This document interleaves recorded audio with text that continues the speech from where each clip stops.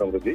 அதாவது தூத்துக்குடி மாவட்டம் கோவில்பட்டியில வந்து ஒரு பெட்ரோல் பல்க்ல, தனியார் பெட்ரோல் பல்க்ல வந்து அந்த பெட்ரோல் பல்க் ஊழியர்கிட்ட வந்து பெட்ரோல் போட்டுட்டு அவருக்கு பணம் கொடுக்காமல் அவரை வந்து கட்டியை காட்டி மிரட்டி சென்ற சம்பவம் வந்து பெரும் பரபரப்பை ஏற்படுத்தியுள்ளது. தூத்துக்குடியில வந்து அண்மை காலமாகவே இது போன்ற சில சம்பவங்கள் அவ்வப்போது நடைபெற்று வருகின்றன. தூத்துக்குடியில உள்ள அந்த கோவில்பட்டியில உள்ள ஒரு தனியார், அதாவது தூத்துக்குடி மாவட்டம் கோவில்பட்டி புது ரோட்டில் வந்து செயல்பட்டு வரும் தனியார் பெட்ரோல் பங்கில் நேற்று இரவு, அதாவது நள்ளிரவு, ஒருவர் தனது இருசக்கர வாகனத்திற்கு பெட்ரோல் போட்டுள்ளார்.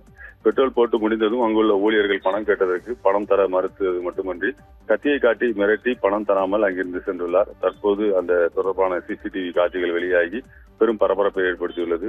இந்த சம்பவம் குறித்து கோவில்பட்டியில் உள்ள காவல்துறையினர் வழக்கு பதிவு செய்து அந்த நபரை தேடி வருகின்றனர்.